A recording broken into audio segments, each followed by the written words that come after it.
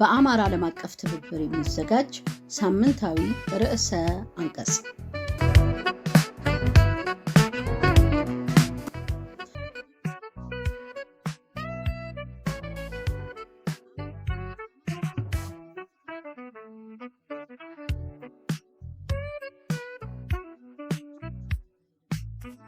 በምርጫ ማግስት የተመዘገበው የአገዛዙ ውድቀትና የአማራ ሕዝብ የህልውና ትግል ስትራቴጂካዊ ምዕራፍ።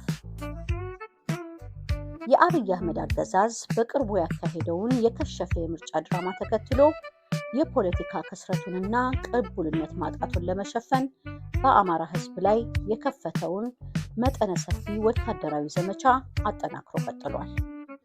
ይህ በልዩ ልዩ የአማራ አካባቢዎች የተከፈተው ዘመቻ የአገዛዙን ግራ መጋባትና የተስፋ መቁረጥ ደረጃ ግልጽ አድርጎ የሚያሳይ ድርጊት ነው።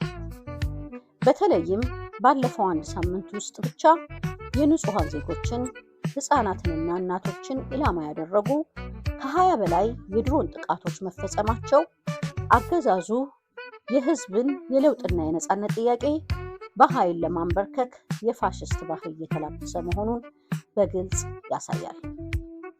ነገር ግን ይህ ህዝባዊ መሰረት የሌለውና በጭካኔ ላይ የተመሰረተ ወታደራዊ ስምሪት በጀግኖቹ የፋኖ ኃይሎች ብርቱ መከላከልና መልሶ ማጥቃት ክፉኛ ተመክቷል። እስካሁን ካለው ተጨባጭ መረጃ ለመረዳት እንደሚቻለው በአገዛዙ ሰራዊት ላይ እጅግ ከባድና አከርካሪ የሰበረ ኪሳራ ደርሷል።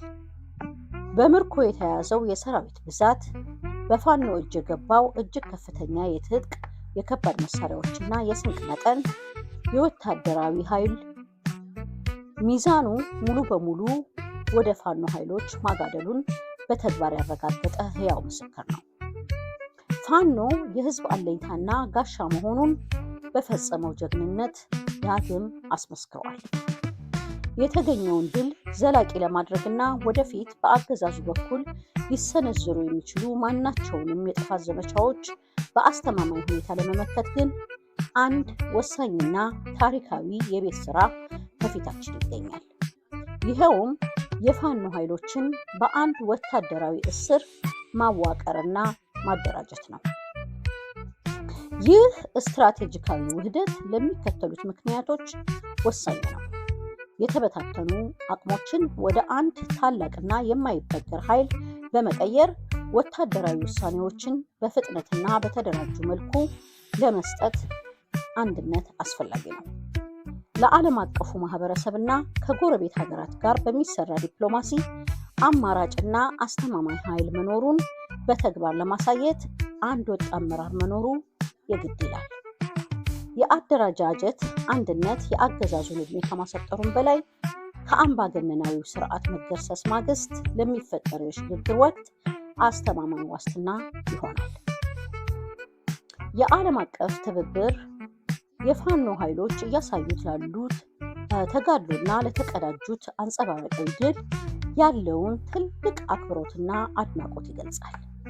ይህ ትግል የህልውና፣ የፍትህ እና የክብር ትግል በመሆኑ የአማራ ህዝብ ያሰበው የነፃነት ግቡን ሊመታ የሚችለው ወታደራዊና ፖለቲካዊ አቅሙን በአንድ ጠንካራ እስር ማምጣት ሲችል ብቻ እንደሆነ እናምናለን። በመሆኑም ይህ የተቀናጀና የተዋሃደ ሰራዊት እንዲፈጠር የምናደርገውን ሁለንተናዊ፣ ቁሳዊ፣ ዲፕሎማሲያዊና ስትራቴጂካዊ ድጋፍ በበለጠ አቅም የምንቀጥል መሆኑን በቁርጠኝነት እናረጋግጣለን። በሀገር ውስጥም ሆነ በውጭ ሀገር የምትገኙ መላው የአማራ ህዝብና ደጋፊዎች የፋኖን የአንድ እዝ አደረጃጀት ለመፍጠር የሚደረገውን ጥረት እንድትደግፉና ከጎኑ እንድትቆሙ ጥሪያችንን እናቀርባለን።